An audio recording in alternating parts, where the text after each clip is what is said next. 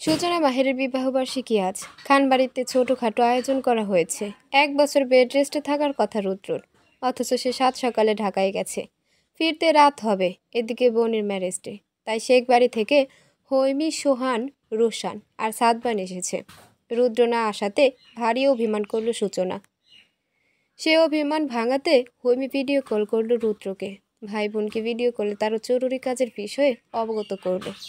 এতে বোঝে আসলো সূচনার সঙ্গে কথা শেষে রুদ্র হৈমিকে বলল সন্ধ্যার আগেই বাড়ি ফিরে যেতে। হৈমি আতকে ওঠা কণ্ঠে বলল, আম্মু আজ থেকে যেতে বলেছে। রুদ্র রুর চোখে তাকিয়ে শুধুমাত্র একটি কথা বলে ফোন কেটে দিল। আমার ফিরতে 11টা কি 12টা বাজবে। যদি তুমি চাও বাকি 6 ঘন্টা রাত একা পার করি, তাহলে মায়ের সঙ্গে থাকো, আমার কোনো সমস্যা নেই। হৈমির বুকের ভেতর টনটন করে উঠল। এদিকে মাতৃ স্নেহ, অপরদিকে স্বামী ভক্তি। দোটানায় পড়ে শেষ মাকে বোঝালো কয়েকদিনের মধ্যেই আবার আসবে, থেকে যাবে 2 দিন। রুদ্রকে যদি মানাতে না পারে তাহলে জোর করে তাকে শহর নিয়ে এসে থাকবে। হামিদা আপত্তি করল না, বরং অবাক হলো তার মেয়ে জামাইয়ের মধ্যকার গভীর টান দেখে। রুদ্র যে হৈমিকে চোখে হারায় আর হৈমি রুদ্রকে খুবই সমীহ করে চলে, এ দুটো জিনিস বুঝতে পেরে অহংকার হলো তার। খেয়াল করলো তার ছেলে মেয়ে দুজনেই সংসার জীবনে খুব সুখী। এই সুখটা পরিপূর্ণ হবে যখন এদের সংসারে ছোট্ট শিশুর আগমন ঘটবে। হৈমিকে নিয়ে আপাতত এসব চিন্তা নেই। সে নিজেই একটা শিশুর মতন, অল্প বয়স। বছর 4 না গেলে মেয়ের ঘরের নাতনির আশা করা যায় না, কিন্তু ছেলের ঘরের নাতির খুবই প্রয়োজন। 1 বছর হয়ে গেল, এখনো ছেলে বউয়ের কোনো খবর নেই। ভীষণ দুশ্চিন্তায় পড়লেন হামিদা। মনে মনে স্থির করলেন আগামীকাল আবারও সূচনার সঙ্গে কথা বলবে এ ব্যাপারে। হৈমিরা চলে যাওয়ার পর নিজেদের রুমে এলো সূচনা। দেখলো মাহের চুপচাপ বসে আছে। সে এগিয়ে এসে মাহেরের কাঁধে হাত রাখলো, জিজ্ঞেস করলো, এখনো পোশাক ছাড়ো নিজে, এ কি মুখটা শুকনো লাগছে কেন? কপট রাগ দেখিয়া বলল, সারাদিনে 5 মিনিট সময় তোমার হয় না সূচনা? বিস্মিত হয়ে তাকিয়ে রইল সূচনা। অবাক হওয়া কণ্ঠে বলল, বাবা, সামান্য বিষয়টা নিয়ে এত রাগ? বাপের বাড়ির লোকজনকে সময় না দিয়ে সোজা আটকে তোমার সঙ্গে বসে থাকলে ব্যাপারটা ভালো দেখাতো। মুখ ঘুরিয়ে মাহের বলল, আমি সেটা বলিনি। তরিত মাহেরের কোলে চেপে বসলো সূচনা। গলা জড়িয়ে বলল, আমার বরটা দেখে খুব মন খারাপ হয়ে গেছে। আলগোছে সূচনার কোমর জড়িয়ে কাঁধে মাথা রাখলো মাহের। আত্মস্বরে বলল, 1টা বছর কাটিয়ে ফেললাম, বিয়ের প্রথম বছরে কি চাই তোমার বলো? আমাদের সন্তান কে চাই? এটা তো আল্লাহ তাআলার কাছে চাচ্ছি, এছাড়া কি চাই? এই যে তোমার এই ভালোবাসা আরও তীব্র করে চাই। এমন বললে হবে না, কিছু তো চাইতেই হবে। না চাইতে কম দিয়েছি কি? কম কি দিয়েছ? এই যে সারা দেহে যেসব পড়ে আছি সবই তো তোমার দেওয়া, স্পেশাল ডে হিসেবে। এগুলো নয়, আরও স্পেশাল কিছু চাও? না, আমার তেমন কিছু চাই না। যে দিশরে মাহের বলল, চাইতেই হবে। মহা মুশকিলে পড়ে গেল সূচনা। এরপর আচমকাই মনে পড়ল মাহেরের কাছে আসলে তার কিছু চাওয়ার নেই।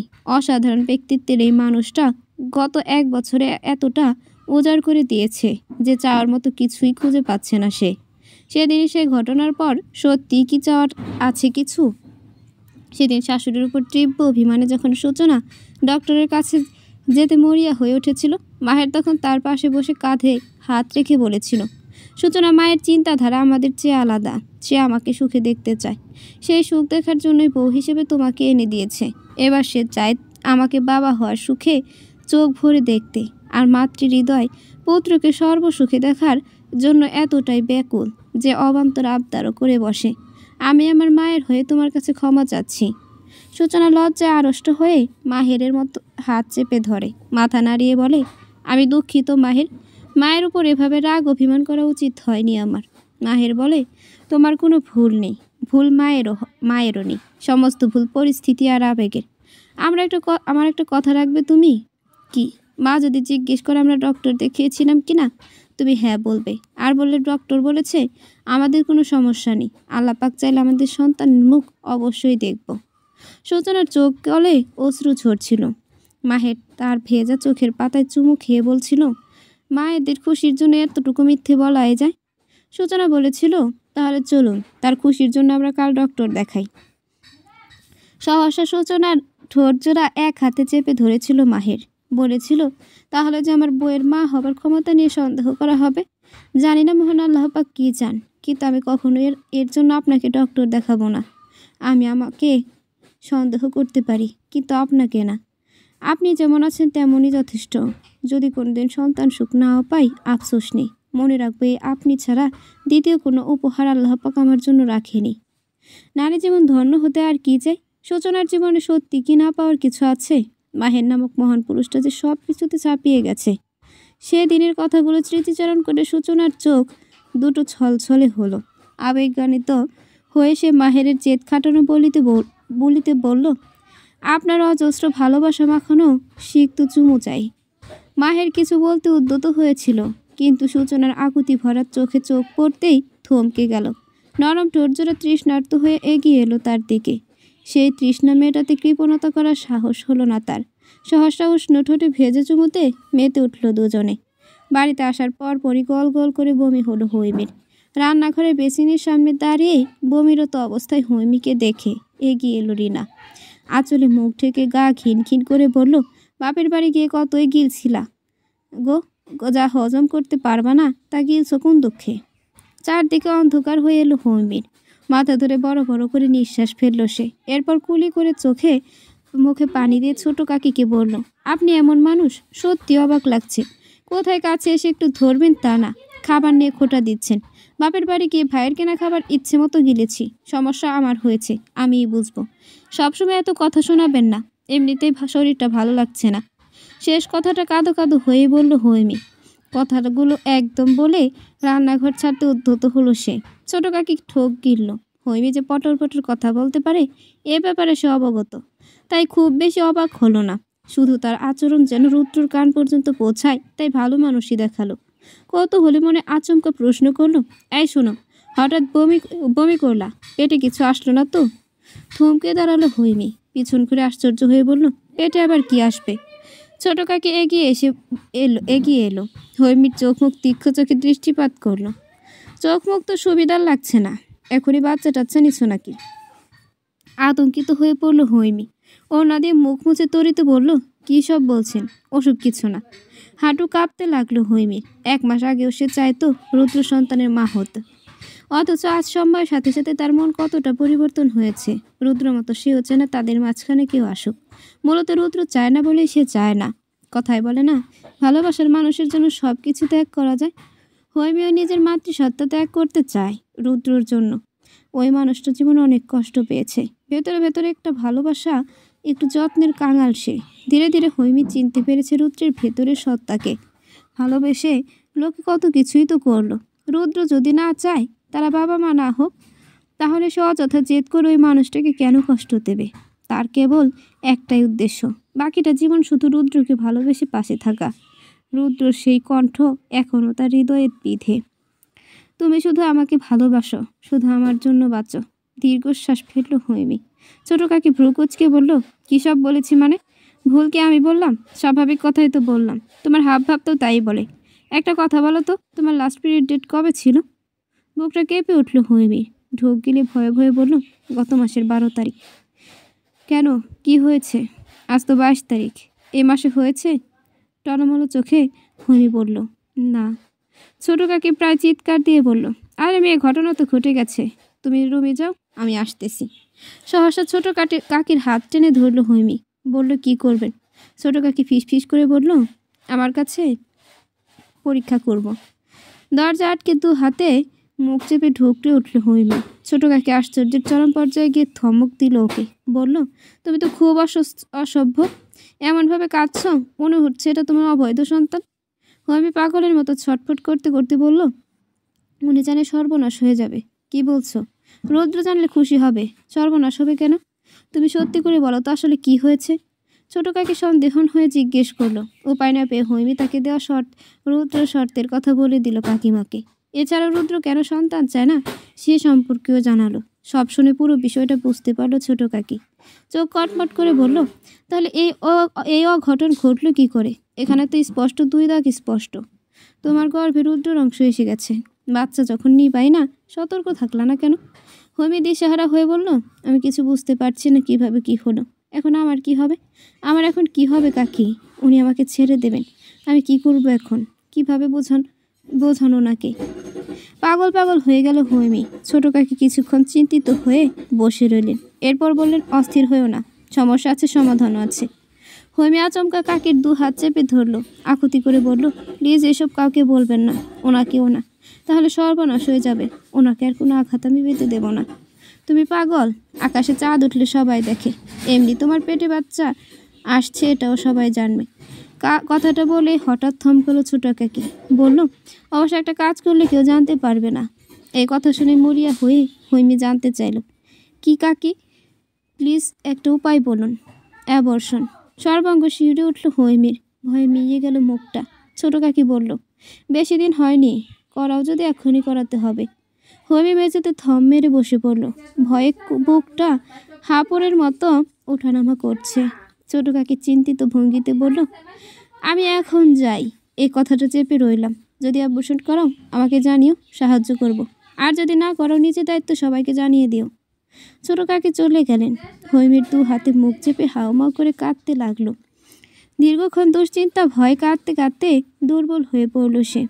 বারবার রুদ্রর বলা কথাগুলো স্মরণ হলো তার। সবশেষে ছোট কাকির অ্যাবর্শন বলা শব্দটাই থামল সে। বিড়বিড় করে বলল, যা করলে উনি এসব জানবেন না, যা করলে উনি কষ্ট পাবেন না, যা করলে ওনার আর আমার ভালোবাসার ফাটল ধরবে না, সব করতে পারবো আমি। হ্যাঁ, অ্যাবর্শন করব আমি। ছোট কাকি, আমি অ্যাবর্শন করব। অ্যাবর্শন ছোট্ট একটি শব্দ, যার মর্মার্থ জানে না হৈমি। শুধু জানে অ্যাবর্শন করলে রুদ্র জানবে না সে গর্ভবতী হয়েছিল। যে বিষয়টা নিয়ে রুদ্রর এত বিতৃষ্ণা, সে বিষয়টা নীরবেই শেষ করে দেবে সে। এতে তাদের সম্পর্কে গভীর ভালোবাসায় যে কোনো আঁচ আসবে না। কিন্তু তার এই নির্বুদ্ধিতা সামনের দিনগুলোতে কাল হয়ে দাঁড়াবে, একবারের জন্য টের পেল না। রুদ্র সন্তান চায় না, এটুকুই বুঝলো হৈমি। তার অল্প জ্ঞানে শুধু এটুকুই ধরল। সামনের সপ্তাহে হৃদয়ন শেখ দেশে আসবেন, এই নিয়ে রুদ্রর মনটা বেশ ফুরফুরে। বাড়ি ফিরল প্রফুল্ল চিত্তে। সোহান রোশন ডিনার করছে তখন। রুদ্রকে ফিরতে দেখে ছোট কাকি বেরিয়ে এলেন। নিজের ঘর থেকে দাদিন বেরোতে বেরোতে বললেন, রুদ্র আসছোস? রুদ্র বলল, আসলাম মাত্র। খাওয়া হয়েছে সবার? ছোট কাকি বলল, মাত্রই সোহান রোশনকে খেতে দিলাম। তোমার বড় কাকি সাদমানকে নিয়ে তার বাবার বাড়ি গেছে, মা খেয়ে নিয়েছে। তুমি ফ্রেশ হয়ে আসো, ওদের সঙ্গে বসে পড়ো। হাতে থাকা ফাস্টফুডের ব্যাগ ছোট কাকির দিকে এগিয়ে দিল রুদ্র। বলল, হৈমি খেয়েছে? তার নাকি খিদে নেই, ডাকাডাকি করে ফিরে আসছি। কাকির উত্তর শুনে ভ্রু কুঁচকাল রুদ্র। বলল, সোহান রোশনকে এরপর থেকে ভাগাভাগি করে দিয়ে হৈমির জন্য কিছু রেখে দেবেন। আমি ফ্রেশ হয়ে আসছি। কথাটা বলে দাদিনকে জিজ্ঞেস করলো, মেজ ছেলের খবর শুনেছ? দাদিন আনন্দে আত্মহারা হয়ে মাথা তুলালো। রুদ্র বাঁকা হেসে দাদিনের গাল টিপে দিয়ে বলল, খুশিতে তো আটছে না মুখে। দাদিন বলল, হয়েছে, যা তাড়াতাড়ি হাত মুখ ধুয়ে আয়, বউটারে সাথে আনিস। তোর সাথে খাবো দেখেই মনে হয় অপেক্ষা করতেছে। মাথা দুলিয়ে ওপরে চলে গেল রুদ্র। রিনা দীর্ঘশ্বাস ফেলে ডাইনিং রুমে ফিরে গেল। বিড়বিড় করে বলল, কি যে আছে কপালে। ভীতিগ্রস্ত হয়ে শুয়ে গেছিল হৈমি। রুদ্র এসে লাইট জ্বালাতে আতকে উঠল। টের পেয়ে ভ্রু কুঁচকে ফেলল রুদ্র। অভয় দিয়ে বলল, আমি। সহসা উঠে বসলো হৈমি। প্রচণ্ড জড়তা নিয়ে ওনা ঠিক করতে শুরু করলো। রুদ্র ধীর পায়ে বিছানার এক পাশে বসে স্বস্তির নিঃশ্বাস নিল। মৃদু হেসে বলল, শাওন নেব, তোয়ালে টি শার্ট ট্রাউজার বের করে দাও। টু শব্দ করলো না হৈমি। নিজ শব্দে উঠে গেল। ভীষণ রকম অবাক হলো রুদ্র। আন্দাজ করলো মন খারাপ কিনা। তাই বলল, মন খারাপ? রুদ্রর চাওয়া অনুযায়ী সব বের করে ঠায় দাঁড়িয়ে রইল হৈমি। দৃষ্টি মেঝেতে স্থির। রুদ্র পকেট থেকে মোবাইল ওয়ালেট বের করে বিছানায় দাঁড়ালো। হ্যান্ড ওয়াশ খুলতে খুলতে বলল, আমার কিছু করার নেই হৈমি, তোমাকে এক রাতের জন্য ছাড়তে পারবো না। নড়চড়ে ঢোক গিলল হৈমি। নিজেকে স্বাভাবিক রাখার প্রাণপণের চেষ্টা করলো। ক্ষীণ স্বরে বলল, নিন। এগিয়ে এলো রুদ্র। প্রগাঢ় চোখে তাকিয়ে ঠোঁট এগিয়ে কপাল স্পর্শ করলো। হৈমির দেহ কেঁপে উঠল। রুদ্র কেন জানি মনে হলো এই কম্পন তীব্র ভয়। কিন্তু ভয়ের তো কিছুই ঘটেনি। তাহলে তার কেন মনে হচ্ছে হৈমি তীব্র ভয়ে জর্জরিত হয়ে আছে? হাফ নিঃশ্বাস ছেড়ে সহসা হৈমির হাতে থাকা জিনিসগুলো নিয়ে বাথরুমে ঢুকে গেল সে। রুদ্র শ্বাস ছাড়ল হৈমি। থরথর করে কাঁপতে থাকলো সে। কপাল বেদ সে সেদ জল নিঃশিত হলো। বুকটা হাঁপড়ের ন্যায় উঠানামা করছে অবিরত। কি হবে, কি করবে সে? ফ্রেশ হয়ে বেরিয়ে রুদ্র তার সঙ্গে নিচে যেতে বলল। হৈমি যেতে রাজি হলো না। বাধ্য হয়ে চাপা ধমক দিয়ে নিয়ে যাওয়া হলো তাকে। কিন্তু খেতে বসার পর খাবারগুলো গলা দিয়ে নামলো না। ছোট কাকি সব গুছিয়ে দিয়ে চলে গেল। তার প্রিয় সিরিয়াল শুরু হয়ে গেছে। আপাতত টিভির সামনে বসা ছাড়া তাকে কোথাও দেখা যাবে না। আজকের খাবারের মেনুতে ভাজা পোড়াই বেশি। আলু ভাজা নাড়াচাড়া করছিল হৈমি। রুদ্র খাওয়ার ফাঁকে খেয়াল করে ভাজা মাছের পেটিটা তুলে দিল হৈমির প্লেটে। হৈমি বাধা দিতে নিলে চোখ গরম করলো সে। মৃদু ধমক দিয়ে বলল, খাওয়ানি এই বাহানা কবে কমবে? এই যে দিলাম পুরোটা শেষ করবে, নয়তো আজ তোমার একদিন কি আমার একদিন। হৈমির নীরবতা এমনিতেই ভালো ঠেকছিল না। এরপর খাবার খেতে এতটা অনীহা। রুদ্র রাগ বেড়ে গেল। সে নিজের খাওয়া বাদ দিয়ে এক দৃষ্টিতে তাকিয়ে রইল হৈমির দিকে। হৈমি অনেক চেষ্টা করে দুবার মুখে দিল। আষ্টে গন্ধে পেটের ভেতরে মুচড়ে উঠল। ঠিক এই গন্ধটাই বাড়ি ফেরার পর পেয়েছিল, যার কারণে এভাবে বমি করলো। এখনও তেমনটা হবে নাকি? ভয়ে শিউরে উঠল হৈমি। আতঙ্কিত মুখে তাকালো রুদ্রর দিকে। রুদ্র ইশারা করলো খেতে। সে জোরপূর্বক মুখে দিয়ে সহসা মুখ চেপে ধরে উঠে পড়ল। বেসিনের সামনে গিয়ে ঘন গল গল করে দিল বমি। রুদ্র চমকে উঠল। তরিতে এসে ধরল হৈমিকে। বলল, এভাবে খেলে বমি তো হবেই। খাবারটি কি স্বাচ্ছন্দ্যে খাওয়া যায় না? তোমাকে কি পচা আবর্জনা খাওয়াচ্ছি? হৈমির চোখ বেয়ে অশ্রু গড়ালো। রুদ্র বিরক্ত হয়ে চোখ মুখ কুঁচকে বলল, ওকে খেতে হবে না। বাইরের খাবারে তুমি বেশি কমফোর্ট তো, তাহলে সেগুলোই খাও। বলতে বলতে ছোট কাকিকে ডাকলো। বলল হৈমিকে তাড়ানা ফাস্টফুড দিতে। এরপর হৈমিকে বলল চোখে মুখে পানি দিয়ে রুমে যেতে। ছোট কাকি যাওয়ার পথে হৈমির সঙ্গে কথা বলতে গিয়ে থেমে গেল। রুদ্র নজর তাদের দিকেই ছিল, তাই খাবারগুলো দিয়ে ফিস ফিস করে বলল, সুযোগ পেলে আমাকে কল বা মেসেজ করো। রুদ্র বাগাড়ি থাকাকালীন আলাদা কথা বলা মানে বিপদ বানানো। গুটিসুটি হয়ে শুয়ে আছে হৈমি। রুদ্র লাইট অফ করে ডিম লাইট জ্বালিয়ে দিল। পাশে এসে শুয়ে আলগোছে জোরে ধরল হৈমিকে। ভরাট স্বরে বলল, যখন বললাম চলে আসতে তখন তো এতটা নারাজ বুঝিনি। বুঝলে জোর করতাম না। কথা বলো আমার সঙ্গে হৈমি। বুকটা ধক করে উঠল হৈমির। শরীরটা পাথরের মতো শক্ত করে রইল। রুদ্র অনুভব করলো নিগুড়ভাবে। বলল, কাল থেকে রেখে আসবো। মায়ের কাছে একদিন থাকার অনুমতি দিলাম। এবার নিশ্চয়ই মুখে কথা ফুটবে। হৈমি সহসা বলল, সত্যি? কিঞ্চিত রাগ হলো রুদ্র। চট করে নরম কাঠটায় আলতো করে কামড় বসালো। মুচড়ে উঠল হৈমি। রুদ্র তাকে আরো নিবিড় আলিঙ্গনে আবদ্ধ করে বলল, এবার খুব খুশি হবে তাই না? মাথা জাগালো হৈমি। মনে মনে কিঞ্চিত স্বস্তি পেল। রুদ্রর দিকে ফিরে তাকিয়ে বলল, আপনি রাগ করবেন না তো? একদিন অনুমতি দিয়েছি, সময় অনুযায়ী চলে এলেই রাগ করব না। আচ্ছা। রুদ্র চুলে হাত বুলালো হৈমি। রুদ্র চোখ বুঝে ফেলল। সে টের পেয়ে যেভাবে মাথা টিপলে ঘুম হবে সেভাবে টিপতে লাগলো। সত্যি একসময় ঘুমিয়ে পড়ল সে। আর হৈমি টের পেয়ে আলগোছে উঠে মোবাইল খুঁজতে লাগলো। খুঁজে পাওয়ার পর বাথরুমে ঢুকে কল করলো ছোট কাকিকে। সকাল সকাল হৈমিকে নিয়ে খান মঞ্জিলে এলো রুদ্র। ঘন্টা দুয়েক দেরি করে পুনরায় ফিরে এলো নিজ নিবাসে। নিজের বাড়ি এসে ভয় বিপদ অনেকটাই কেটে গেল হৈমির। হ্যান্ড পার্স থেকে তরিত ছোট কাকির দেওয়া কাগজটা বের করলো, যেখানে স্পষ্ট লেখা আছে কোন ট্যাবলেট খেলে গর্ভপাত হয়। সব নিয়ম কানুনও লিখে দিয়েছেন কাকি। এবার শুধু ওষুধগুলো আনার অপেক্ষা। তীব্র ভয় বুকে চেপে দুপুরে টিসার সঙ্গে দেখা করতে যাচ্ছে। 1 ঘন্টা সময় কাটিয়ে ফিরে আসবে, এই বলে বেরিয়ে গেল হৈমি। ফার্মেসিতে গিয়ে ছোট কাকিকে কল করলো। কাঁদো কাঁদো হয়ে বলল, আমার খুব ভয় করছে কাকি। আরে মেয়ে, এত ভয় পাও কেন? সামান্য একটা বিষয়ে ভয় পাওয়ার কি আছে? শোনো, রোশান হওয়ার 7 মাসের মাথায় অ্যাক্সিডেন্টলি আমিও গর্ভবতী হয়েছিলাম। একদিকে পাজি সোহান, অপরদিকে বাচ্চা রোশান।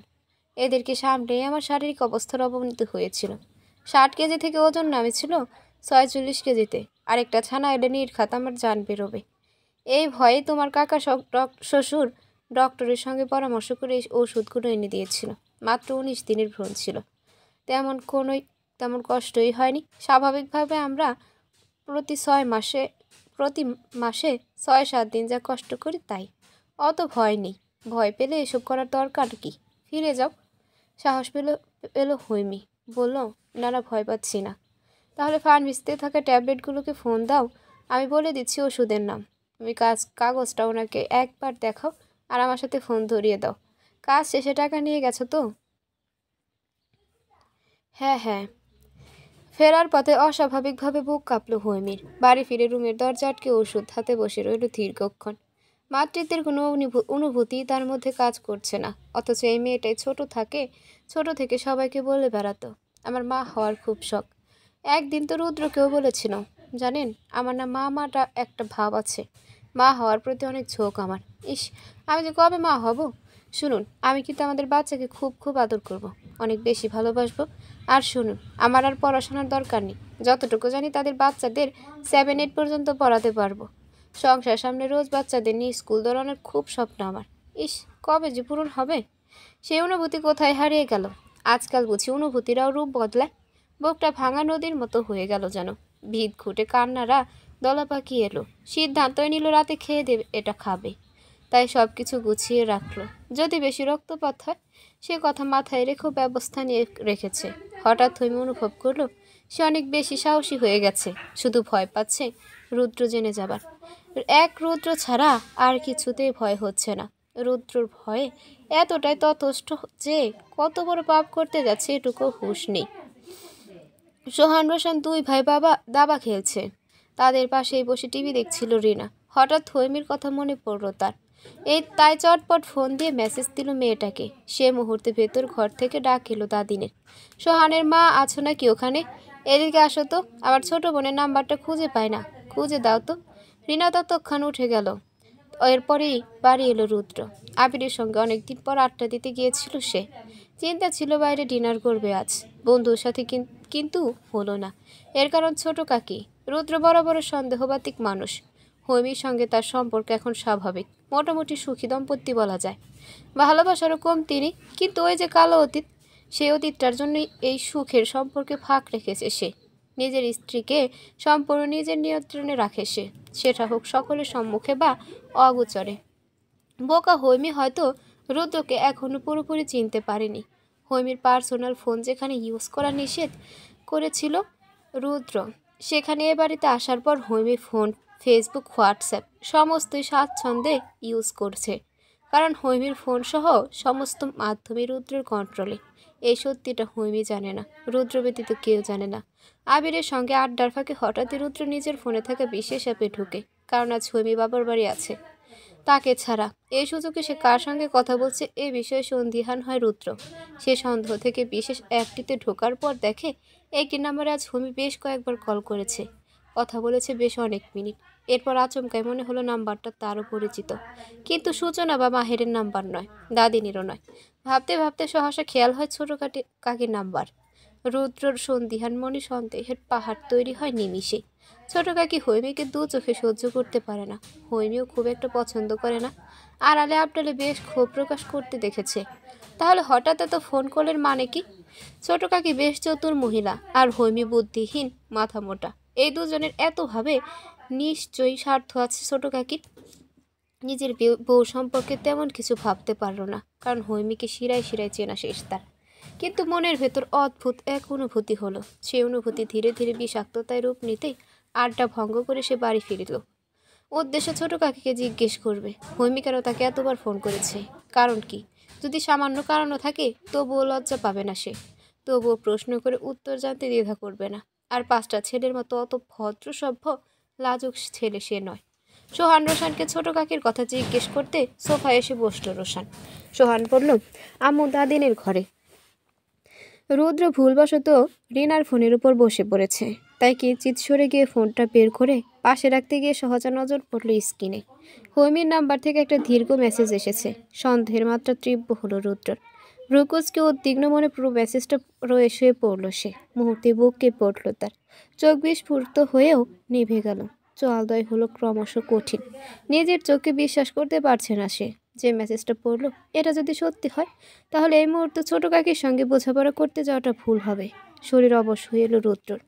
একবার মাইল্ড স্ট্রোক হয়েছিল তার, সেটা স্মরণ করে উত্তেজনা কমানোর চেষ্টা করতে করতে গাড়ির চাবি নিয়ে তৎক্ষণাৎ বেরিয়ে পড়ল। 15-20 মিনিটের পথ মাত্র 7 মিনিটে শেষ করলো সে। কলিং বেল না বাজিয়েই 2 হাত মুষ্টিবদ্ধ করে দরজায় আঘাত করলো পরপর। মাহের এসে দরজা খুলে দিতেই রুদ্র কোনো দিক না তাকিয়ে ভেতরে ঢুকে গেল। মাহের রুদ্রের এমন আগমনে হকচকিয়ে গেল। রুদ্র বিচলিত হয়ে বলল, হৈমি, হৈমি কোথায়? কি হয়েছে রুদ্র? হৈমি খাবার ঘরে খাচ্ছে। তুমি এমন করছো কেন? তোমার কি শরীর খারাপ লাগছে? উত্তেজনা কিঞ্চিত কমল রুদ্রর, কারণ হৈমি স্পষ্ট লিখেছে রাতের খাবার খেয়ে তারপর গর্ভপাতের জন্য ওষুধ খাবে। তার মানে হৈমির খাওয়া শেষ হয়নি। রুদ্ধ শ্বাস ছাড়ল সে। সহসা নিজেকে শক্ত খোলসে ঢেকে নিয়ে বলল, আই এম ওকে, আজ এখানে থাকবো, অসুবিধা নেই তো? ভেতর থেকে হামিদা এলেন। রুদ্র কথা কেড়ে নিয়ে বললেন, ছি ছি বাবা, কি অসুবিধা হবে? আমি তো খুশি হয়েছি তুমি আসাতে। এসো ভেতরে এসো, ওদের খেতে দিয়েছি, তুমিও বসবে, এসো। নাটকীয়ভাবে হাসল রুদ্র। বাধ্য ছেলের মতো শান্ত মাথায় প্রবেশ করলো ডাইনিং রুমে। রুদ্রকে দেখে হাঁটু কাঁপতে শুরু করলো হৈমির। বুকের ভেতর ধরপড়ি উঠল নিমিষে। তার ভয়ার্ত মুখের দিকে তাকিয়ে অদ্ভুত হাসি দিল রুদ্র। সে হাসিতে শরীর ঘেমে উঠল হৈমির। রুদ্র নিজ শব্দে এসে বসে পড়ল পাশে। গ্লাস ভর্তি পানি এগিয়ে দিয়ে বলল, পানি খাও। হৈমির ভয়ের তাড়নায় পুরো পানি শেষ করলো। সূচনা হামিদা যত্ন নিয়ে খাওয়ালো রুদ্রকে। পেট পুড়ে খেয়ে হৈমির আগে বেডরুমে ঢুকে গেল রুদ্র। রুদ্র রুমে ঢোকার পর ঝড়ের বেগে রুমে এলো হৈমি। বালিশের নিচে রাখা মেডিসিনগুলো রুদ্রর আড়াল করতে বিছানার তলায় রাখলো। বাথরুম থেকে বেরিয়ে বলল রুদ্র, আমার উপস্থিতির জন্য খুব অসুবিধা হয়ে গেল তাই না? চমকে ফিরে তাকালো হৈমি। রুদ্র কণ্ঠস্বর এতটাই ভীতি সৃষ্টি করলো, মনে যে ঢোক গিলল ঘন ঘন। জোরপূর্বক হাসার চেষ্টা করে আমতা আমতা করে বলল, কই আমি তো খুশি হয়েছি। তাচ্ছিল্য হেসে ব্রু বাঁকিয়ে এক পা করে এগিয়ে এলো রুদ্র। ঢোক গিলে এক পা পিছাতে নিয়ে বিছানায় বসে পড়ল হৈমি। রুদ্র যখন তার পাশে খুব কাছাকাছি চলে এলো, হৈমির শ্বাস প্রশ্বাস বন্ধ হয়ে গেল প্রায়, কারণ রুদ্রের ভয়ের তো রক্তিম দুটো চোখের ধকল সে সহ্য করতে পারল না। থরথর করে কাঁপতে লাগলো, তীর তীর করে ঘামতে লাগলো শরীরটা। রুদ্র ঘাড় ডান দিক বাম দিক বাঁকিয়ে আচমকা হৈমির দিকে ঝুঁকলো। হৈমি কেঁদে দিয়ে পিছিয়ে যেতে যেতে দেয়ালের সাথে ঠেকে গেল। হাঁটু ভর করেও রুদ্র এগিয়ে এলো। অতি নিকটে এসে ফাঁপা স্বরে বলল, বাচ্চাটা কার হৈমি? চোখ বড় বড় করে শ্বাস আটকে রক্তমূর্তির মতো বসে রইল হৈমি। রুদ্র পুনরায় জিজ্ঞেস করল, ও বৈধ রাইট? হৈমি নিরুত্তর, দেহ কাঁপানো ছাড়া যেন তার কিছুই করার নেই। ও আমার তো। হৈমির চোখ উপচে অশ্রুধারা, বুক ওঠানামা করছে হাঁপড়ের মতো। তীব্র ভয়ে স্তব্ধ চোখে তাকিয়ে আছে রুদ্রর বিভৎস মুখটার দিকে। রুদ্র আবারও বলল, আমাকে চাইনি ঠিক, ও এসেছে নিশ্চয়ই তোমার ভুলে। এর মানে কি তুমি ওকে মেরে ফেলবে? অবিশ্বাস ঘৃণার দৃষ্টিতে তাকিয়ে রুদ্র। হৈমি কিছু বলতে উদ্যত হতেই রুদ্র সহসা ওর শ্বাসনালী চেপে ধরল শক্ত হাতে। হাত পা ছোড়াছুড়ি করলো হৈমি। রুদ্র ভয়ে ভয়ে এক চিৎকার করে বলল, এই বলো কার? আমার তো। কোন সাহসে? ঠিক কোন সাহসে তুই এত বড় সিদ্ধান্ত নিলি বল? রুদ্রর করা চিৎকার শুনে ছুটে এলো হামিদা, সূচনা, মাহের। দুজনকে এরূপ অবস্থায় দেখে মাহের নিজের সমস্ত শক্তি দিয়ে রুদ্রর পিঠ ঝাপটে ধরল। সূচনা গিয়ে ধরল হৈমিকে। রুদ্র হৈমির গলা ছাড়তেই সে বড় বড় করে শ্বাস নিল। কয়েক পল পর সূচনা গায়ে বমি করে দিল। হামিদা ঠুকরে উঠল অবস্থা দেখে। মাহের তীব্র ক্রোধে ফেটে পড়ল। রুদ্রর গায়ে হাত তুলতে গিয়ে রুদ্র তার হাত আটকে শান্ত গলায় বলল, আজ যদি সূচনা আপনার সন্তান মেরে ফেলতে চাইতো আপনি কি করতেন মাহের? রুদ্রর এখন প্রশ্নে বুক কেঁপে উঠল মাহেরের। যেখানে তার একটি সন্তানের জন্য মরিয়া হয়ে আছে সূচনা পাগল প্রায়, সেখানে সন্তান এলে মেরে ফেলার প্রশ্ন আসবে কেন? মাহের কিছু বলতে পারল না। রুদ্র চিৎকার করে বলল, আপনার বোন প্রেগনেন্ট মাহের। হৈমি প্রেগনেন্ট, আর আমি জানি না আমি, ও আমাকে না জানিয়ে নিজ তাগিদে এই ওষুধগুলো নিয়ে এসেছে। নিচু হয়ে বিছানার নিচ থেকে ওষুধগুলো বের করলো রুদ্র। হামিদার হাতে সেসব ধরিয়ে দিয়ে বলল, আপনি তো মা, জানেন আপনার মেয়ে আমার অংশকে মেরে ফেলার জন্য এসব নিয়ে এসেছে। রুদ্রর দিকে অবিশ্বাস্য চোখে তাকালো হামিদা। রুদ্রর দেওয়া ওষুধগুলো হাতে নিয়ে হৈমির দিকে স্তব্ধ হয়ে চোখে তাকিয়ে রইল। মাহের অধৈর্য হয়ে হৈমিকে বলল, রুদ্র এসব কী বলছে হৈমি? তুমি সত্যিটা বলো। রুদ্রর কোচ যেন গাঢ় হলো। সে চিৎকার করে বলল, আমি ওকে রাখবো না, আমি ওর সঙ্গে সংসার করব না, ও একটা খুনি, বিশ্বাসঘাতক একটা। আতকে উঠল হৈমি। সূচনার বুকে মুখ গুজে হু হু করে কাঁদতে লাগলো। হামিদা এসে ধরল ওকে, মুখ ঝাঁকিয়ে বলল, রুদ্র যা বলছে তা কি সত্যি হৈমি? হৈমির চোখ বুজে মাথা নাড়ালো। সূচনা আতকে উঠল। মাহেরের বিশ্বাস করতে কষ্ট হলো। হামিদা দ্বিধায় পড়ে গেল রুদ্রকে কি বলবে, হৈমিকেই বা কি বলা উচিত। এমন অবস্থায় মাহের রুদ্রকে মাথা ঠান্ডা করতে বলে হৈমির জন্য পানি নিয়ে এলো। পরিস্থিতি কিছুটা স্বাভাবিক হলো। রুদ্র গিয়ে বসলো বাইরের ঘরের সোফায়। সাপ জানিয়ে দিল হৈমিকে সে রাখবে না। সূচনা এই নিয়ে কিছু বলতে এলে বলল, আজ থেকে ঠিক 8 মাস পর আমার সন্তানের পৃথিবীতে আসার পর ওকে ডিভোর্স দেব আমি। বাচ্চাটা দুনিয়াতে আসুক, এরপর ওকে মুক্তি দিয়ে দেব। সূচনার কোনো বোঝই কাজ দিল না। ওদিকে কাঁদতে কাঁদতে বেহুশ হৈমি। তার এক কথা, রুদ্র শুরু থেকে চায়নি তাদের সন্তান হোক। কিভাবে কি হয়েছে টের পায়নি সে, তাই ভয়ে রুদ্রকে হারানোর ভয়ে এই কাজ করতে বাধ্য হয়েছে সে। এমন কথা রুদ্রর কানে এলে সে শুধু একটা কথাই বলল, আমি বাবা হতে চাইনি বলে সন্তান এলে হৈমকে মেরে ফেলবে, এটা মেনে নেব? ও একটাবার আমাকে জানাতো, একটাবার, জাস্ট একটাবার আমি খারাপ হতে পারি তাই বলে নিজের অংশকে মেরে ফেলার মতো পাপ করতে পারি না। যে পাপ করার চেষ্টাও করেছে ও একটা খুনি। ধীরে ধীরে রাত গভীর হলো। হামিদার কোলে মাথা রেখে শুয়েছিল হৈমি। সহসা বসার ঘর থেকে হৈমির ঘরে গেল রুদ্র। হামিদাকে উদ্দেশ্য করে ঠান্ডা গলায় বলল, আমি গাড়িতে গিয়ে বসছি, আপনার মেয়েকে 5 মিনিটের মধ্যে পাঠিয়ে দেবেন। কোনো কথা যেন না হয়। আপনার মেয়েকে আমার প্রয়োজন নেই, আমি আমার সন্তানের জন্য ওকে নিয়ে যাচ্ছি। আর হ্যাঁ, সঙ্গে সূচনাকেও পাঠাবেন, নয়তো আপনার মেয়েকে আমার হাত থেকে বাঁচাতে পারবেন না। ও যতবার আমার সামনে আসবে ততবার মনে হবে আমার সন্তানের খুনি আমার সামনে রয়েছে। এরপর কন্ট্রোললেস হয়ে আঘাত করে ফেলতে পারি, তাই সূচনাকে সঙ্গে পাঠাবেন। নিজের ভয়াবহ বক্তব্য শেষ করে দরজার বাইরে এলো রুদ্র। মাহের লজ্জা অপমানে মাথা নিচু করে আছে। রুদ্র তার দিকে তাচ্ছিল্য হেসে বলল, বোনের ভালোর জন্য 8 মাস স্যাক্রিফাইস করুন মাহের। সূচনা ততদিন থাকবে যতদিন আমার সন্তান আমার কাছে না আসবে। ঠিক সময় বোন বউ দুটোই ফেরত পাবেন। মাহের করুণ মুখে বলল। রুদ্র মাথা ঠান্ডা করুন প্লিজ হৈমি। ব্যাস মাহের, আর কোনো কথা নয়। ওর সব বাচ্চামো মেনে নিল, এটা আমি মানতে পারলাম না। টানটা কোথায় লেগেছে জানেন? রক্তে। আর এক মুহূর্ত দাঁড়ালো না রুদ্র, হনিয়ে বেরিয়ে গেল। মাহের সূচনার দিকে দুশ্চিন্তা ভরে তাকালো, করুণ স্বরে বলল, এ কি হয়ে গেল সূচনা? হৈমি কি করে ফেললো এটা? সূচনার সঙ্গে হামিদাও এলো। চোখের সামনে যা সব ঘটনা দেখলো, এরপর আর নিশ্চিতে মেয়েকে শেখ বাড়িতে পাঠাতে পারলো না। কান্নাকাটি করে মাহের সূচনা বুঝিয়ে চলে এলো মেয়ের শ্বশুর বাড়িতে। এতে অবশ্য রুদ্রর মাথা ব্যথা হলো না। এক স্বজন হলেও তার মাথা ব্যথা থাকবে না। যে শাশুড়ি বউ বোন নিয়ে নিজ বাড়িতে নিশ্চিতেই ফিরল। ভেতর ঘর থেকে রিনা ঘাবড়ে গেল ওদের উপস্থিতি দেখে। ত্বরিত দরজা আটকে দিয়ে বিছানায় শুয়ে পড়ল সে উদ্বিগ্ন চিত্তে। সূচনা বার দুয়েক ডাকলো ছোট কাকিকে। সাড়া না পেয়ে ঘুমিয়ে গেছে ভেবে দাদিনের রুমে 2বার টোকা দিল। হামিদা তখন হৈমিকে জড়িয়ে ধরে সোফায় বসে। রুদ্র গম্ভীর মুখখানা নিয়ে নিজের ঘরে গিয়ে দরজা আটকে দিয়েছে। অনুমান করা যায় আজ আর এই দরজা খোলা হবে না। হঠাৎ রাত দুপুরে সূচনাকে দেখে দাদিন বেশ ভরকালো। হৈমি আর হৈমির মাকে দেখে বিচলিত ভঙ্গিতে এগিয়ে এলো। সূচনা সংক্ষিপ্ত করে দাদিনকে খুলে বলল সব।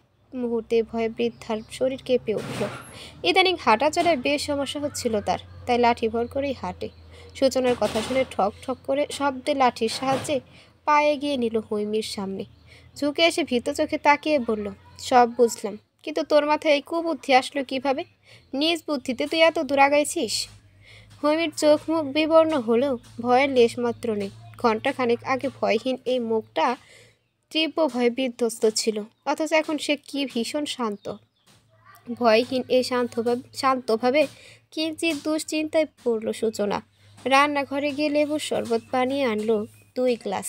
দাদিন একের পর এক প্রশ্ন করলেও হৈমি কোনো উত্তর দিল না। সে চুপ করে মায়ের কাঁধে মাথা রেখে বসে রইল।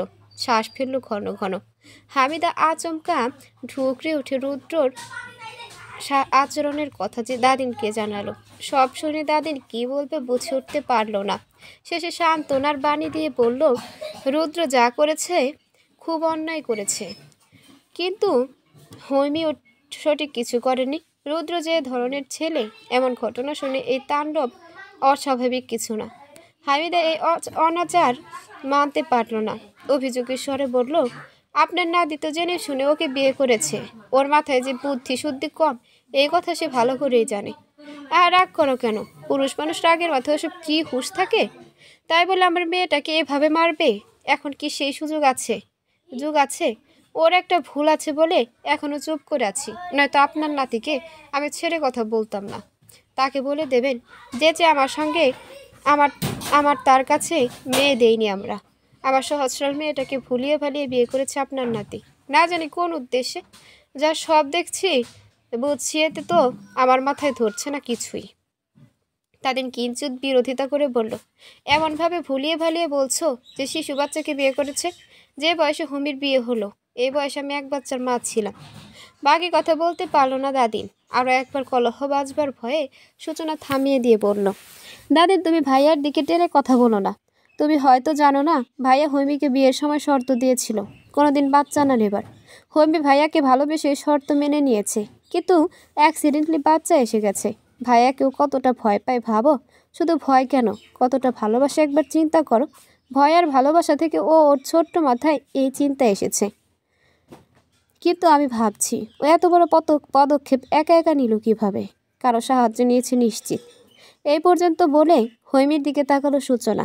শাশুড়িকে শরবত দিলে সে সেটা খেলো না, সে টি টেবিলে রেখে দিল। হৈমিকে শরবত দিয়ে বলল, এটা খেয়ে নাও। তারপর সত্যি করে বলো তো, কার সহায়তা নিয়েছো তুমি? শরবতটি হাতে নিল না হৈমি। সূচনার দিকে এক পলক তাকিয়ে চোখ ফিরিয়ে নিল। দোতলার এক পাশে কান খাড়া করে দাঁড়িয়ে সমস্ত কথাই শুনল রুদ্র। সূচনার প্রতিটি কথায় তার কর্ণকুহরে তীক্ষ্ণতার সঙ্গে প্রবেশ করল। সূক্ষ্ম নজরে তাকিয়ে রইল হৈমির দিকে। হৈমি সূচনার প্রশ্নটিকে সম্পূর্ণ অগ্রাহ্য করল। মাথা ধরে বলল, আমি ঘুমাবো আম্মু। দাদিন বুঝলাম শরীর খারাপ লাগছে তার। সূচনাও ধাতস্থ হলো। আরও একটি চিন্তায় পড়ল সে। রুদ্র তো ঘরে দরজা বন্ধ করে দিয়েছে। হৈমি শুবে কোথায়? এ চিন্তা মাথায় আসার পর দোতলায় তাকাতে চমকে উঠল। রুদ্র থম মেরে তার দিকেই তাকিয়ে। সূচনা ঢোক গিলে হৈমিকে বলল, আমার ঘরে গিয়ে ঘুমাও আজ। ভাইয়া তো রেগে আছে, রাগ কমলেও ঘরে যেও। সূচনাকে সমর্থন করে হৈমিকে নিয়ে সূচনার ঘরে গেল হামিদা। মা মেয়ে একসঙ্গে শুয়ে পড়ল। হৈমি মায়ের সঙ্গে একটি কথাও বলল না, নিজ শব্দে চোখ বুঝল। মস্তিষ্কে মাথাচাড়া দিয়ে উঠল তখনকার ঘটনাগুলো। রুদ্র বলার প্রতিটি বিষাক্ত কথাগুলো দিশেহারা বুকটায় চিনচিন করে উঠল। কেবল একটি প্রশ্ন, ভালোবাসা কোথায়? রাত পেরিয়ে সকাল হলো। ঘুম ভাঙতেই পাশে মাকে বসা পেল হৈমি। শুষ্ক মুখটাই মলিন হাসল সে। আচমকা বলল, খেয়ে দিয়ে বাড়ি চলে যাও আম্মু। ভাবি এখানে, ভাইয়ার একা একা কষ্ট হয়ে যাবে। কি চলে যাব মানে? তোকে একা রেখে যাব আমি? অসম্ভব। ওই গুন্ডাকে এক বিন্দু ভরসা আমি করি না। এখন বুঝেছিস তো কেন আমি চাইনি ওর সঙ্গে তোর বিয়ে হোক? তুই নিজের পায়ে নিজে কুড়াল মারলি। তোর ভবিষ্যৎটা অনিশ্চিত হয়ে গেল। স্বামী সুখ নেই, উন্মাদ স্বামী। এরপর অল্প বয়সে গর্ভবতী হলি। চিন্তায় আমার প্রেশার বাড়ছে। চিন্তা করো না আম্মু, আমার কিছু হবে না। রুদ্র কি বলেছে শুনিসনি? শুনেছি। চটপটে উত্তর হৈমির। হামিদা সন্দিহান চোখে মেয়ের দিকে তাকালো। বলল, এত কিছু হয়ে গেল তবুও মেয়ে সিরিয়াস হলি না? কত বড় ধকলটা গেল কাল। এখনো গলায় লাল দাগ স্পষ্ট। মেরে ফেলতো তোকে। তাচ্ছিল্য করে হাসলো হৈমি। এই হাসিটা কোনো সহজ সরল বাচ্চা মেয়েদের বোধহয় দেওয়া সম্ভব হয় না।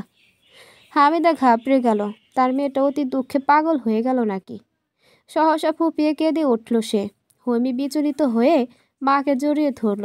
ভরসা দিয়ে বলল, আমার কিছু হবে না আম্মু, তুমি প্লিজ বাড়ি ফিরে যাও। তোকে এ বাড়িতে একা ফেলে যাব না আমি। তুই কেন চলে যেতে বলছিস? যদি যে দিশর হামিদার। হৈমির সহজ বাক্য, একা কোথায়? একা কোথায়? ভাবি আছে তো। হামিদার মন সায় দিল না। এক প্রকার জোর করেই দুপুরের পর হামিদাকে বাড়ি পাঠিয়ে দিল হৈমি। মা চলে যাওয়াতে যেন স্বস্তি মিলল তার। সে বুঝে গেল তার জীবনটা জটিলতায় ঘিরে গেছে।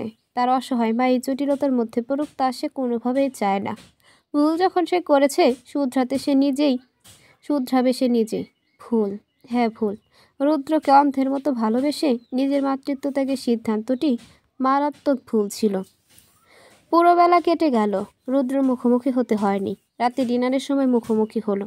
সে রুদ্রের দিকে তাকালো বার কয়েক। রুদ্র তাকালো না একবারও। সকলের মধ্যে নীরবে খেয়ে দিয়ে চলে গেল রুমে। খাওয়ার সময় হঠাৎ দাদিন বলল, তোর মাথায় কুবুদ্ধিখানা কে ঢুকাইছিল বললি না তো? সহসা হৈমির চোখ চলে গেল রিনার দিকে। সে সামান্য দূরে দাঁড়িয়েছিল, চোখে ইশারা করলো যেন কোনো মতেই তার নাম না নেওয়া হয়। হৈমি দীর্ঘশ্বাস ফেলল। তারপর চোখে দোষী ছোট কাকি, তার চোখে ছোট কাকি দোষী নয়, দোষী সে নিজেই। আর এই দোষের উৎসাহদাতা একমাত্র রুদ্র। গতকালের সেই মুহূর্ত সে এখনো ভুলতে পারেনি। রুদ্রের ভিন্ন ভিন্ন রূপ দেখতে দেখতে এবার সে বড্ড ক্লান্ত, যার জন্য সে সব ত্যাগ করলো। কাল সেই চোখে আঙুল দিয়ে বুঝিয়ে দিল সে কত বড় ভুল করেছে। এরপর তার আর কিছু বলার থাকে? হাসি পায় না নিজের প্রতি? পায় তো, এই তো তার পাচ্ছে, খুব হাসি পাচ্ছে। প্রাণ খুলে কখন হাসতে পারবে একটু? খেয়ে দিয়ে ড্রয়িং রুমে গিয়ে বসেছে মাত্র, অমনি গা গুলিয়ে উঠল। মুখ চেপে ধরে রান্নাঘরের দিকে ছুটতে গিয়ে মাঝপথে গল গল করে বমি করে দিল। রুদ্র তখন সিঁড়ির মাঝ অবধি গিয়ে থমকে দাঁড়িয়েছে। ঘাড় বাঁকিয়ে হৈমির দিকে তাকাতেই দেখল সূচনা ছুটে এসে ধরেছে ওকে। বুক চিরে হাফ নিঃশ্বাস বেরিয়ে এলো। বাকি সিঁড়ি বেয়ে ওপরে উঠে গেল ঝড়ের গতিতে। বেডরুমে গিয়ে ফোন করলো বান্ধবী সুবর্ণাকে, জেনে নিল প্রেগনেন্সিতে কোথায় কোন ডক্টর দেখালে ভালো হবে, বমি বন্ধ হওয়ার জন্য কোনো ওষুধ খাবে, ইত্যাদি ইত্যাদি। সুবর্ণা গতকাল রাতেই জেনেছে রুদ্রর বউ প্রেগনেন্ট। মাঝরাতে রুদ্রই জানিয়েছে। শুনে এক প্রকার ধাক্কায় খেয়েছে সে। আচমকা জিজ্ঞেস করে ফেলেছে, এত দ্রুত বাচ্চা নিলি যে? তোর বউ তো মাত্র অনার্সে অ্যাডমিশন নিল। গম্ভীর কণ্ঠে রুদ্র উত্তর দিয়েছে। বান্ধবীর সব খোঁজ খবর নিয়ে সূচনাকে মেসেজ করলো সে। আগামীকাল হৈমিকে ডক্টর দেখাতে নিয়ে যেতে আদেশ করলো। সূচনা সম্মতি দিয়ে বলল যাবে। পরের দিন সকালবেলা যখন সূচনা হৈমিকে রেডি হতে বলল, প্রায় 1.5 ঘন্টা সময় নিয়ে রেডি হলো সে। অদ্ভুত ব্যাপার হলো, হৈমি আজ শাড়ি পরেছে, মোটামুটি সুন্দর রূপে সাজিয়েছে নিজেকে। সূচনা হকচকিয়ে গেল। হৈমির ভাবগতিক ভালো ঠেকছে না তার কাছে, তবে বুঝতে পারলো ওর মাথায় ভয়ানক কিছু চলছে, কিন্তু এই কিছুটা কি ধরতে পারছে না। নিজেকে সম্পূর্ণ তৈরি করে নেয়ার পর রুম থেকে বেরোনোর সময় হঠাৎ সূচনা বলল, হৈমি। থমকে দাঁড়ালো সে। প্রশ্নসূচকে তাকালো সূচনার দিকে। সূচনা বলল, ভাইয়া সেদিন যাই বলুক মন থেকে বলেনি, রাগের মাথায় বলেছে। তুমি তো ভাইয়াকে চেনো, নতুন করে কি বলবো আর? আমি আসলে বুঝতে পারছি না কিছু। শুধু এটুকু বলতে পারি, যা করেছে মন থেকে নয়, নিজের রাগকে নিয়ন্ত্রণ করতে বড় ব্যর্থ ভাইয়া। হৈমি আচমকা থামিয়ে দিল সূচনাকে, বলল, দেরি হয়ে যাচ্ছে, তাড়াতাড়ি চলো ভাবি। সূচনা চুপসে গেল, ধীর পায়ে বেরিয়ে গেল হৈমির পিছু পিছু। বাড়ির মেন দরজার সামনে এসে সহসা হৈমি বলল, কে কে যাচ্ছে? সূচনা বলল, তুমি আর আমি। অবাক হলো হৈমি, সহসা বাচ্চাদের মতো করে বলল, তোমার ভাই কোথায়? সূচনা ঢোক গিলে বলল, নিজের ঘরে। চোখ মুখ কুঁচকে ফেলল হৈমি, এক প্রকার চিৎকার করে বলল, আমাকে হসপিটাল নিয়ে যাওয়া কি তোমার দায়? যার বাচ্চা সে কোথায়? অন্যের বাচ্চাকে নিজের পেটে বহন করব আমি, আর সে ঘরে বসে আয়েশ করবে? অন্যের বউকে কামলা খাটাবে? তা তো হবে না। হৈমির চিৎকার শুনে সবাই যার যার ঘর থেকে বেরিয়ে এলো। রুদ্র বের হলো দ্বিতীয় চিৎকার শুনে। আমার পেটে যার বাচ্চা আছে তাকে ছাড়া হাসপাতালে যাব না আমি। হক চুকিয়ে গেল উপস্থিতি প্রতিটি সদস্য। সূচনা কিঞ্চিত লজ্জা, সীমাহীন ভয়ে জর্জরিত হলো। রুদ্রর গম্ভীর চোয়ালদয় পাথরের মতো শক্ত হয়ে উঠল। তার পরনে ছিল কালো কাবলি। রুমে ঢুকে শুধু উস্কো খুস্কো চুলগুলো পেছনে ছুটি করে নিল। মোবাইল ওয়ালেট নিয়ে দ্রুত পায়ে নেমে এলো নিচে। সকলের দিকে কঠিন দৃষ্টি ছুঁড়ে ধীর পায়ে হৈমি আর সূচনাকে পাশ কাটিয়ে বেরিয়ে গেল। ভরাট স্বরে সূচনাকে বলল, আয়। দীর্ঘশ্বাস ছাড়ল হৈমি। সকলের দিকে তাকিয়ে সকলকে অবাক করে দিয়ে দাঁত কেলিয়ে হাসল। এরপর সূচনার পিছু পিছু বেরিয়ে গেল। সকলে হতভম্ব, রুদ্র নয়, হৈমির আচরণে। এই মেয়ের মাথায় চলছেটা কি? গাড়ির পেছন সিটে সূচনা, হৈমি বসলো। রুদ্র গাড়ি স্টার্ট করতেই সূচনা হৈমির দিকে চেপে বসে বলল, হৈমি, তুমি হঠাৎ এমন করছো কেন? কেমন করছি? উচ্চ স্বরে করা হৈমির প্রশ্নটিতে গলা শুকিয়ে গেল সূচনার। চাপা স্বরে বলল, আরে আস্তে ভাইয়া আছে তো। তো কি হয়েছে আবার, মারবে? প্রশ্ন করে রুদ্রর দিকে তাকালো হৈমি। রুদ্র দৃষ্টির লুকিং গ্লাসে স্পষ্ট হয়ে থাকা হৈমির মুখটায়। হৈমি তীক্ষ্ণ চোখে তাকালেও রুদ্র ভ্রুজোড়া কুঁচকে গেল। স্টিয়ারিং থাকা হাত দুটো চঞ্চল হলো। গাড়ির স্পিড বাড়ল দ্বিগুণ। রুদ্রর মস্তিষ্কে আচমকা প্রশ্ন ঘুরপাক খেলো, হৈমি শাড়ি পরেছে কেন? আর এত সেজেছেই বা কেন? কাল যা ঘটেছে, এরপর মনে এত রং লাগার কারণ কি? আবার চ্যাটাং চ্যাটাং কথাই বা শোনাচ্ছে কেন? রুদ্রের মনের কথাগুলো কিভাবে যেন বুঝে গেল হৈমি। সবার মুখে চলতে থাকা বুদ্ধিহীন মেয়েটার বুদ্ধি বোধ হয়ে ঘুরল। সে আচমকা সূচনাকে বলল বেশ উচ্চস্বরে, ভাবে জিজ্ঞেস করলে না তো আমি এত সেজেছি কেন? সূচনা হৈমির বাহু চেপে ধরল, শাসানি সুরে বলল, হৈমি কেন এমন করছো? হৈমি শব্দ করে হেসে উঠল, অট্ট হাসি। রুদ্রের হাত জোড়া কেঁপে উঠল সেই হাসির শব্দ শুনে। সূচনার বুকে কাঁপন ধরল। হৈমি রয়ে শুয়ে বলল, পরের উপকার তো অনেক করলাম, ভবিষ্যতেও করব। ভাবছি পাশাপাশি নিজেরও একটা উপকার করি। কি উপকার করব নিজের শুনবে? সূচনা কাঁদো কাঁদো হয়ে ভাইয়ের কঠিন মুখটা দেখে নিল। হৈমির দিকে অসহায় চোখে তাকে মাথা নাড়িয়ে অসম্মতি জানালো, অর্থাৎ সে শুনবে না। হৈমি খিলখিল করে হাসতে লাগলো। হাসতে হাসতে পেটে ব্যথা লাগলো তার। সূচক শব্দ করে রুদ্রের দিকে তাকালো। ড্রাইভিংয়ে মনোযোগচ্যুত হয়ে হলো না রুদ্রর। তড়িৎ সামলে নিল নিজেকে।